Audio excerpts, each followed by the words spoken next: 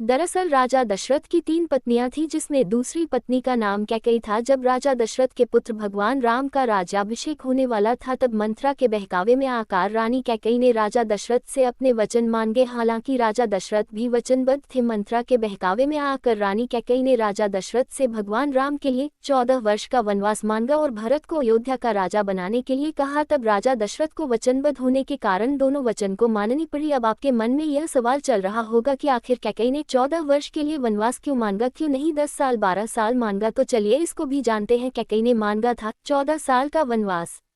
वाल्मीकि की लिखी रामायण के अनुसार कैकेयी की जिद की वजह से राम को वनवास हुआ था। दासी मंथरा के बहकावे में आकर कैकेयी ने राजा दशरथ से ये वचन मांगा। उन्होंने अपने बेटे भरत के लिए राजगद्दी तथा राम को 14 वर्ष वनवास देने का वचन मांग लिया। दशरथ ये वचन देते वक्त बेहद दुख की अवस्था में थे, लेकिन वचनबद्ध होकर वो कुछ नहीं कर सके। राम भी इसका विरोध कर सकते थे, लेकिन उन्होंने भी ऐसा न किया। इसीलिए कहा जाता है कि रघुकुल रीत सदा चली आई, प्राण जाए पर वचन न जाए। इसलिए 10 या 12 नहीं मांगे गए थे, 14 साल।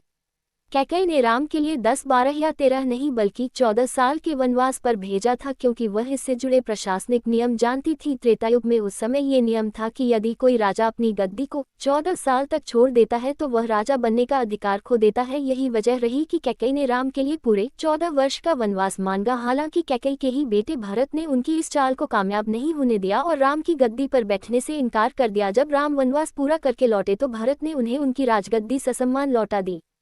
द्वापर युग में था 13 साल का नियम। द्वापर युग में यह नियम था कि अगर कोई राजा 13 साल के लिए अपना राजकाज छोड़ देता है तो उसका शासन अधिकार खत्म हो जाता है। इसी नियम की वजह से दुर्योधन ने पांडवों के लिए 12 वर्ष वनवास और 1 वर्ष अज्ञातवास की बात रखी थी।